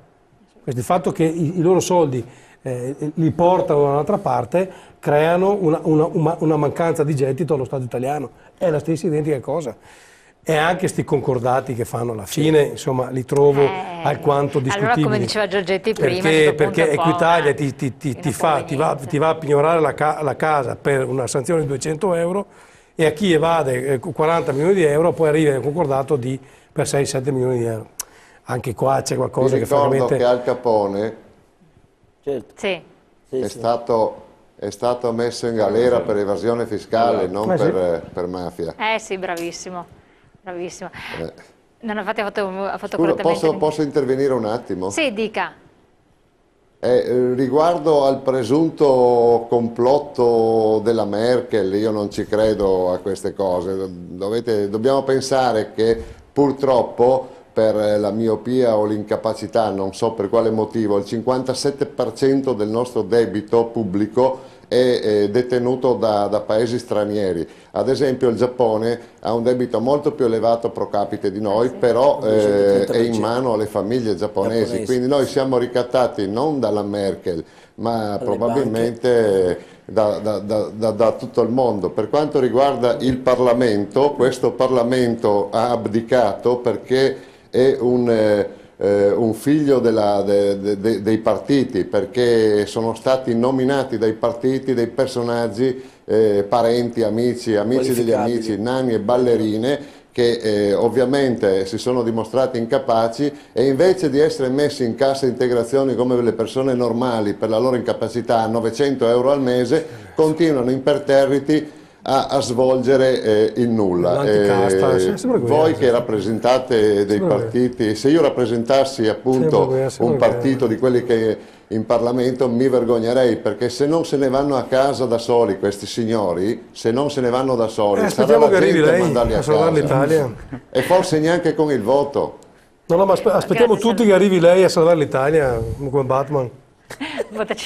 No, io volevo fare questa riflessione, cioè due riflessioni, una di carattere politico la faccio alla fine. Sulla questione fiscale volevo precisare una cosa. Ogni sistema per produrre benessere, che vuol dire welfare, che vuol dire servizi, che vuol dire sicurezze, vuol dire possibilità di cassa integrazione, ha bisogno che una parte consistente della comunità produca ricchezza. Bene, la Banca Mondiale redige ogni anno una statistica, una graduatoria, si chiama la TTR, Total Tax Rate, che mette in ordine quanto pesa il fisco sulle aziende di ogni paese. Il fisco inteso complessivamente, cioè tasse, imposte dirette, imposte indirette e oneri previdenziali contributivi. Non c'è nessun paese civile al mondo, cioè nessun paese con cui l'Italia compete, che abbia la tassazione sull'impresa alta come l'Italia, 68,8%. Anche alcuni paesi che hanno una pressione fiscale complessiva maggiore di quella italiana, tipo la Svezia, tipo i paesi scandinavi, che a fronte di servizi sociali e servizi pubblici incommensurabilmente migliori, hanno una pressione fiscale complessiva più alta, sui produttori di ricchezza, cioè su chi fa impresa, hanno una tassazione di 20 punti più bassa. di 20 punti più bassa. Cioè, signori, non esiste un paese così, è condannato a morte perché in un sistema fiscale di questo tipo noi possiamo fare tutto quello che vogliamo, quello che diceva Pipitone e così, ma perché uno si metta a fare il produttore di ricchezza, l'impresa, deve avere un coraggio. Assolutamente, sì, no, ma infatti e perché c'è anche un po' una rivolta sociale. Sì, ma c'è anche un problema di competizione tra sistemi fiscali dei paesi, cioè lascia stare i Valentino Rossi e quelli là che portano, infatti... ma un'impresa se vuole fare impresa oggi ha la possibilità di dire produco in Italia, produco in Francia, produco in Svezia, produco da un'altra parte, e se ha un sistema fiscale che è molto più vantaggioso nel paese vicino o 2 paesi più in là, è chiaro che porta là. Lasciamo stare il discorso dell'esportazione abusiva di capitali all'estero, ma c'è una fuga legalissima, legale, normale, di capitali fuori dal nostro paese. Perché? Perché nel nostro paese le tasse complessivamente sono più elevate, ma in modo particolare sui produttori di ricchezza sono scellerate. Assolutamente. Infatti dopo voglio fare una provocazione. C'è una telefonata, se ancora c'è. Pronto? Pronto? Buonasera. Sì, buonasera. Da dove chiama? Buonasera. Ecco, io sono Stefano di Vicenza. Sì, dica. Ecco, io, volevo prima cosa assoluta, ecco, chiedere solo questo. Se era possibile, essendo che quest'anno che le votazioni negli Stati Uniti d'America, ecco, se Obama non vince nelle loro votazioni come Presidente della Nazione, è possibile che noi italiani potessimo avere Obama nel nostro governo come nostro Presidente? Per carità, possiamo chiederglielo. La seconda, ecco, quella è la seconda cosa che volevo chiedere questo. Ecco, io sono un ex dipendente della Benetton, in poche parole. Sì. E so che giro ha fatto il mio titolare del mio padrone su questa roba qua, di queste robe qua, che lui ha costruito fabbriche, ce n'ha una in Tunisia, ce n'ha una in Serbia, ce n'ha 2 in Thailandia, e che n'ha anche un po' anche nella parte del Sud America delle fabbriche su queste robe qua. Cioè fa un giro proprio dei vestiti che è un costo che è veramente illusorio, che è quello che possiamo immaginare noi italiani su questa roba qua. Certo. Ecco, ma la mia domanda è se era possibile che, essendo che Obama, abbiamo capito la io domanda, lo vedo come un personaggio che capisce i problemi della nazione dove lui vive, quella americana. Certo, non ho capito la sua domanda, adesso le diamo anche la risposta, grazie. Che può capire i nostri problemi di nostri italiani. 50 volte 53, 54. Grazie del suo intervento, grazie, prego. Ha sintetizzato l'atteggiamento tipico che abbiamo noi italiani. Cioè, intanto noi siamo, cioè, tutto ciò che viene dall'estero per noi è già sinonimo di qualità. Allora, Obama non ne ha imbroccato una. No, perché voglio dire, se probabilmente perde le elezioni come io mi auguro, è perché evidentemente sto grande appeal nel proprio elettorato non ce l'ha, è l'uomo che ha detto via dall'Afghanistan e ha messo 20.000 nuove unità, è l'uomo che ha detto mai con le banche e ha foraggiato più di chiunque altro il sistema bancario, è quello che ha dato delle agevolazioni fiscali alle fabbriche di armi, è quello che si è impegnato a fare la green economy famosa, le energie rinnovabili, soldi a palate, agevolazioni fiscali ai produttori di petrolio. Signori, vuol dire che sta pure in America, che li faccia là i danni, che noi i nostri italiani bravissimi a far danni, non serve che si importiamo anche a casini dall'estero, ma per carità di Dio. Dopo Berlusconi può arrivare chiunque. Esatto, anzi a questo proposito, visto che abbiamo parlato più volte degli Stati Uniti, vediamo questo contributo che parla proprio del sistema fiscale, come almeno è stato risolto, o se non è stato risolto vedremo, negli Stati Uniti. Tutto in America comincia con uno slogan: niente tasse senza rappresentanza. Era la bandiera della rivoluzione americana, segno che da queste parti il fisco è una cosa terribilmente seria. Las Vegas, Nevada, domani le primarie e il movimento dei Tea Party scende in strada. I manifestanti spiegano che sono qui per le tasse, che la loro è una rivolta contro le imposte sulla casa troppo alte, perché in Nevada e in tutti gli Stati Uniti a chi non versa il dovuto, al governo o alle banche per i mutui, si sbarrano direttamente le finestre. In America le tasse, insomma, si pagano tutte, tra un po' vedrete come. Un solo dato conta. In Italia l'Istat stimava un nero nel 2009 intorno al 17%, negli Stati Uniti, dove pure ci sono una decina di milioni di illegali, l'economia da evasione dovrebbe essere intorno al 5%. Nei ristoranti di Las Vegas c'è scritto: se mi dimentico la ricevuta il tuo pranzo è gratis. Obama ieri ha spiegato che sta scritto nella Bibbia: le tasse, magari poco, Romney paga il 14% su redditi milionari da capitale, ma si versano tutte, federali, statali, locali, con una pressione al 34% su un reddito ad esempio da $100.000. Se non basta la cosiddetta cultura, ci sono i controlli. Per dare un'idea, il sistema modello di verifica bancaria si chiama ancora oggi Al Capone, dal bosco e finì in galera per evasione fiscale nel 1932. L'IRS, il fisco USA, prevede persino un programma di delazione tributaria: il 15% di quanto recuperato finisce nelle tasche dell'informatore. E così, finalmente, questa è la pubblicità dell'ufficio imposte dello Stato della Pennsylvania, rivolta direttamente agli evasori. Bella casa, bella macchina, facciamola semplice, paga online quello che ci devi. Trovaci tu prima che ti troviamo noi. Giorgetti. Altro che per la sita. Gli americani sono americani e gli italiani sono italiani. Non Comunque la percentuale è a... estremamente bassa. Allora, il meccanismo funziona perché il gioco non vale la candela. Ritorniamo all'apertura della puntata. Finché io giocando al casino riesco a guadagnare il 50%, a raddoppiare la mia cifra, mi è comunque conveniente o mi alletta o mi faccio prendere dalla strada sbagliata, negativa e devastante per il sistema di evadere le tasse. Quando il gioco non vale più la candela e quindi li posiziona al 34%, uno dice: ho i servizi, posso dire che non sono ottimali, posso dire che sono carenti, ma comunque compartecipo in maniera equa e proporzionale al sistema pubblico e ai servizi pubblici che io ho in cambio. È tutto là gioco. Poi hanno anche dei meccanismi di defiscalizzazione, cioè adesso al di là di entrare proprio cioè il fatto dello scontrino che mettono nella dichiarazione delle tasse, il che significa che c'hai dei meccanismi che ti consentono di detrarre le spese. Cosa che da noi non c'è, di incentivo. Il gioco produttivo di detrarre, è conveniente, esatto, di mettere più spendere significa anche in qualche Andiamo in maniera pubblicità, dopo torniamo su questo discorso e vediamo anche un po' di far ritrarre le conclusioni. Comunque Obama sarà tutto quel che dice.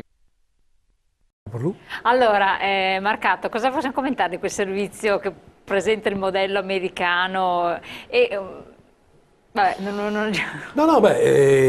insomma, il sistema americano, guardiamo tutti un po' il sistema americano come l'esempio assoluto. Poi anche qua è una sorta di falso mito, perché per esempio noi dimentichiamo che sì, vorremmo tutti poter detrarre lo scontrino fiscale, però dall'altra parte lo Stato deve avere la copertura finanziaria per potertelo ma è stato proposto talmente tante volte che nelle condizioni in cui siamo noi questa è una cosa assolutamente improponibile.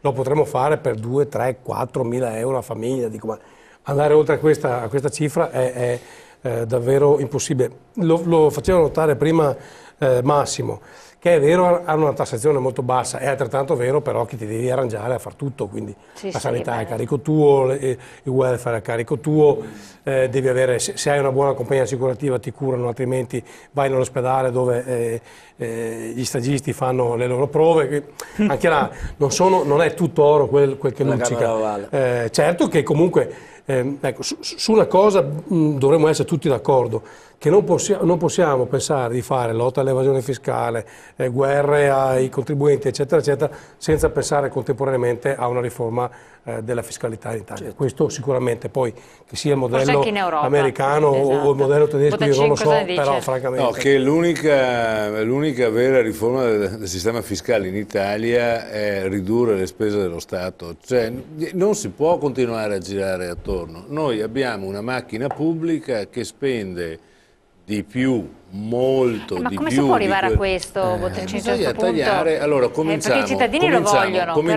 Cominciamo. Noi abbiamo delle regioni che stanno dentro 3 volte la mia provincia, che è quella di Treviso.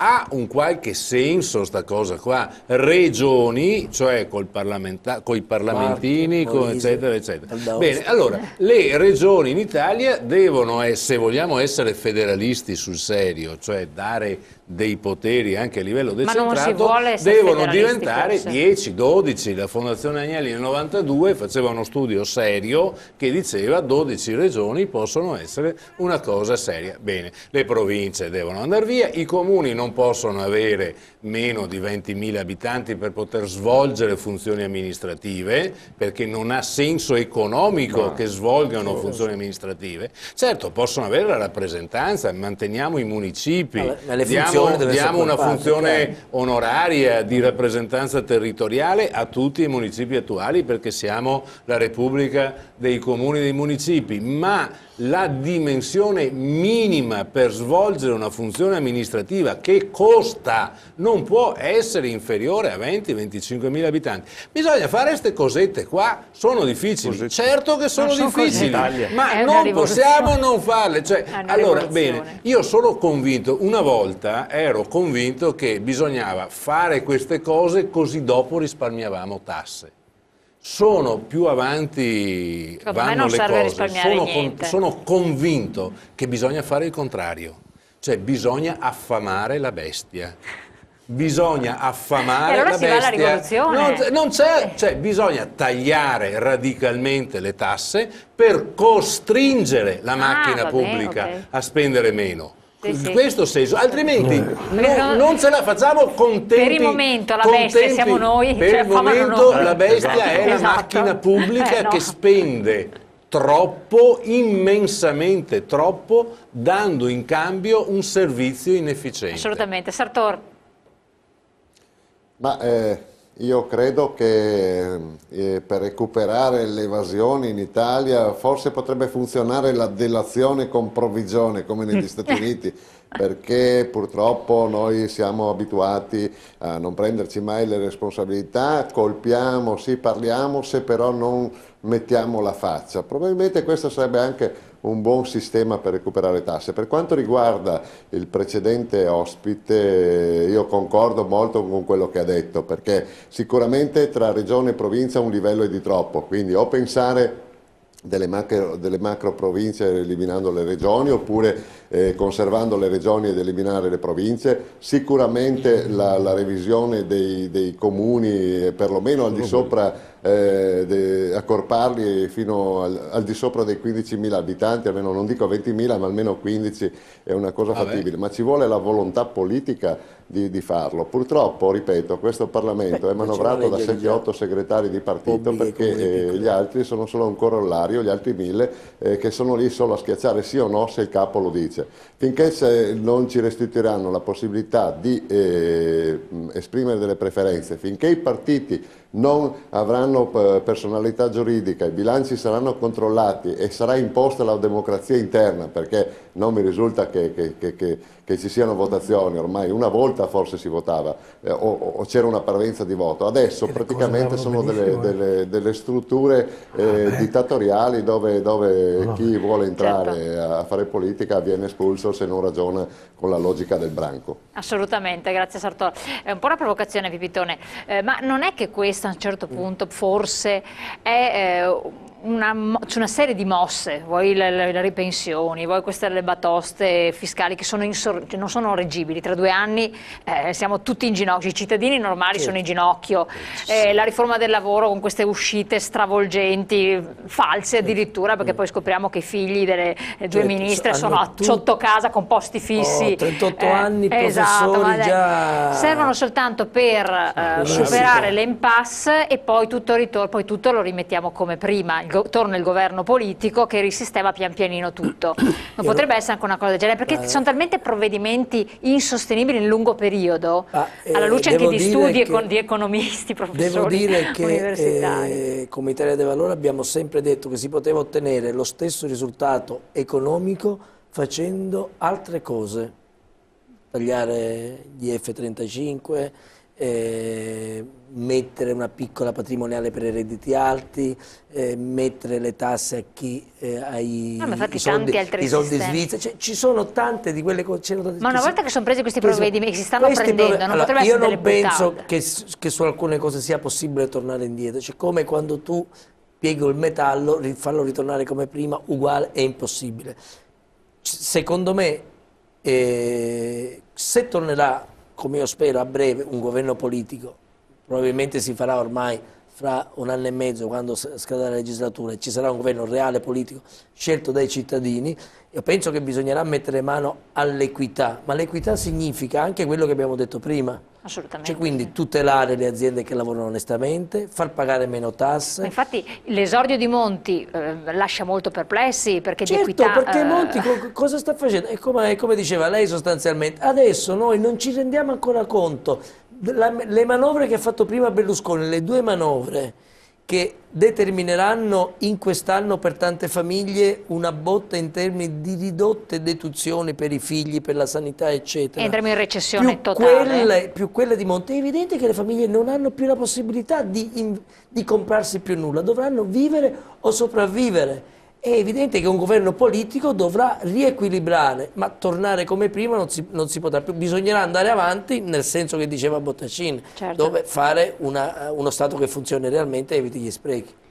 Giorgetti, non si rischia una rivolta sociale, tirare troppo la corda? Che si spezzi, perché tante cose non ce le dicono. No, questo assolutamente si rischia, sicuramente, perché nelle battute affamiamo la bestia, in questo momento le bestie sono i cittadini. No, io dicevo affamiamo la bestia come macchina amministrativa, sto dicendo che invece chi ne paga la nelle amministrazioni puoi tagliare quanto vuoi, i dipendenti pubblici sono dipendenti pubblici, gli amministratori, fai amministratori oppure vengono mandati a casa, ma non è che veramente crei la crisi, oddio sto mese come ho i soldi per mangiare, l'amministrazione può non avere i soldi per fare la strada, puoi non avere soldi per il sociale, ma poi non avere i soldi per il sociale,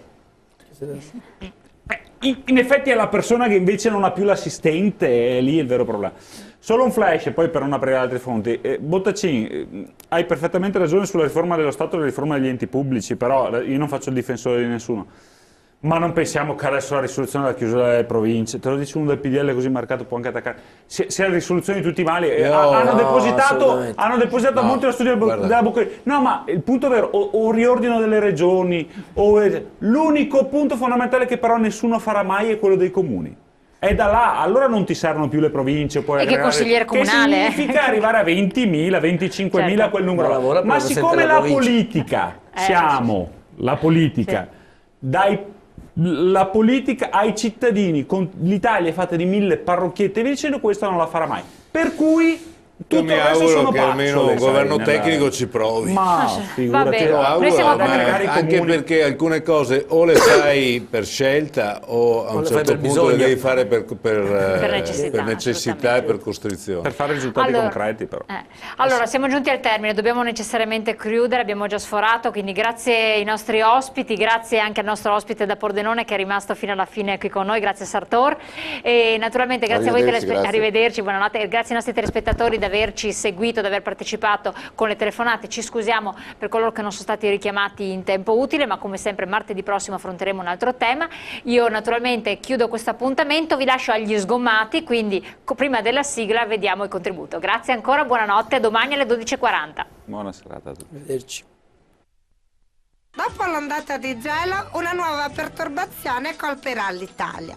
Dal nord aggiungerà un'ondata di scontrini fiscali che si sposterà verso il sud della penisola, spegnendo una volta per tutte il clima torrido generato dalle fiamme gialle.